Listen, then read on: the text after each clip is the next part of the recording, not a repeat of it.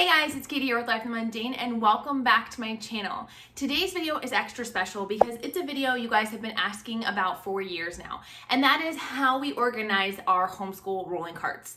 We started with just 2, now we are up to 7 carts, and today I'm excited to share with you guys how we set these up, a few tips and tricks in case you want to set up a similar system, or even if you want to just pull some ideas from this and not go quite as excessive as I have. So let's get started.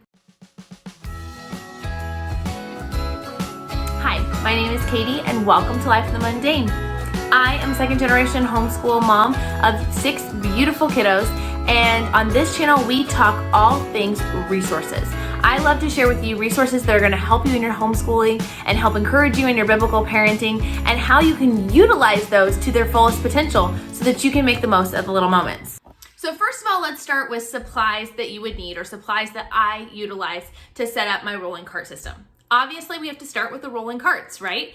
We get our rolling carts from Sam's Club. We have found that to be the cheapest option. They carry it in store in the back to school season and then carry it online after that. They do have it at Aldi's during back to school season. Both of those locations come in around $20 to $25 a piece, so they are not cheap. And because of that, we started out with 2 carts and then have slowly built just 1 cart a year until we got to the amount that we desired. Now, you can get them at other places like Michael's and use a coupon, but I highly recommend in general to not get them off Amazon. I just have never seen them at a really great price. However, if you find them at that $20 to $25 range, be sure to snatch them. Beyond the carts, the other things that you might desire to have is different magazine holders to go on top. These carts are fantastic and can fit lots and lots of things, and we'll show you more of that here in a second, but unfortunately it cannot hold binders. It's just they're a little too wide for the cart. So because of that, I like to have magazine holders on top that help to fit those bigger, bulkier items inside of. Other things that you might want is something to label your carts with. You could just use a paper label and that would work, but I find that then that gets messy, pulling it off or changing it out. So what we started doing years ago is we started to use these Velcro pictures. All it is I made these pictures on a program called Lesson Picks. If you guys are not familiar with it, I'll drop a link up above and down below for you guys. Or you could create these on Canva or even Google Docs, dragging in different images from Google Images and then putting little writing underneath it. So we have one for each box. I laminated it and I put a Velcro dot behind it and a Velcro dot on the box. That way we can change it out every year. When we first started using the system, my kids were little and really struggled or didn't have any reading skills at all. So I would match the picture on the box with the exact picture of their textbook. So if they were using All About Reading 1, I would put All About Reading 1's picture here. Or Explode the Code 3, I put Explode the Code 3. Well, now for the most part, we don't actually use images of the specific curriculum because then you do have to change it out each and every year. And instead we use pictures like science or history, geography, things like that that can be reused over and over again, regardless of what curriculum we're actually using. Other than that, all you need is whatever you want to put into the box. But how do we organize it? Well, the answer is simple. It really is whatever you need it to be. So like I said, we originally started with 2 carts. They don't come in solid colors like you see behind me here. They actually come looking something like this. These carts have 2 drawers for every color. And so by getting 2 carts, it provided us 4 drawers of each color, and then we had 4 extras. At that time, it was the blue because my 4 older ones are the colors you see back here, and my youngest ones are blue. And so at that time, this is the way we organized it. So at that time, the way we did it is we had a blue drawer for each kid that would mark their new shelves, right? That would be their school supply drawer. We still use school supply drawers even to this day. That's where they keep things like pencil boxes, crayons, scissors, glue sticks, rulers, anything they're gonna need goes up here. Then they had their 4 colored carts, and then down here would be 4 different colors for the next child. So this would be another set. This is a great solution if you have just a few kids, or if your kids are younger and don't have as many subjects enough to fill up a 10 drawer cart. So things like we would always have Bible, one for reading, one for math, and then usually there was some other additional workbook that they were working on, or maybe a science or history box at that time.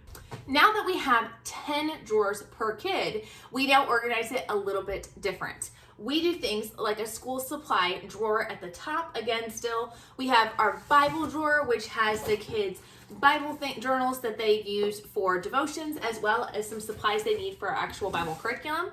They have a reading box, which has different journals or things they're using. My daughter is doing sheets that she does for her tutoring where she needs to code different words and read them. And for my son, he has his assigned reading book in there for right now.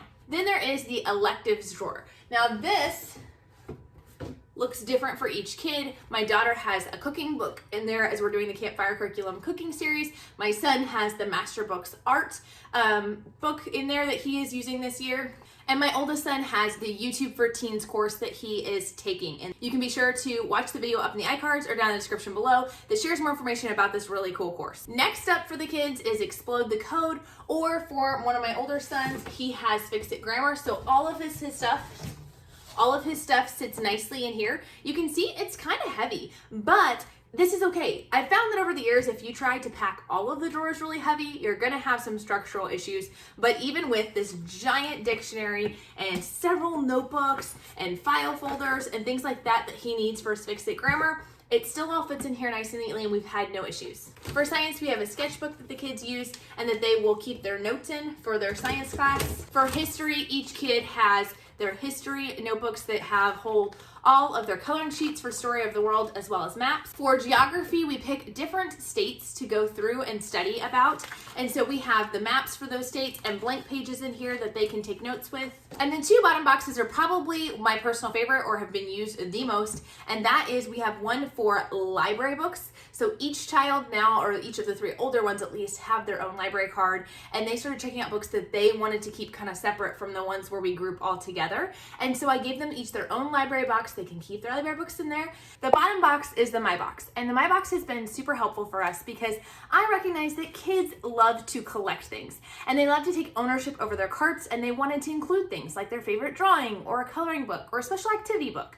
Things that didn't fall in their regular curriculum schedule or in their normal boxes. So I created a box just for them to put whatever items they want in there. However, the caveat is, once it is full, nothing else can go in it. So they either have to get rid of something out of it or store it in a different place, and that has helped keep the clutter down and help keep things honestly pretty organized. Just because this is how I organize it doesn't mean that's the way you have to do it.